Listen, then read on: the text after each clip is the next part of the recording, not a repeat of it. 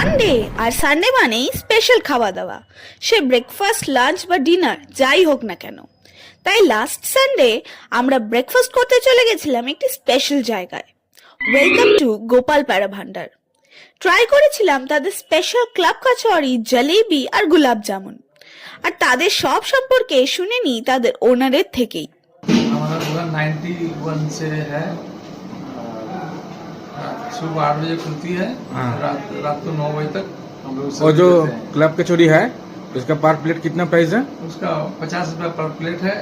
और जो जिलेबी है 15 रुपया प्लेट है, पीस है। अच्छा। कचौरी और खस्ता कचौरी और गुलाब जामुन फेमस है। Okay, thank you. সত্যি বলতে এই স্বাদের জুড়ি মেলা ভার। আর জলেবিটা তো বেস্ট ইন দ্য টাউন। একবার তো জলেবিটা ট্রাই করা বানতা হ্যায় বস। আর গোলাপ জামুনটাও ছিল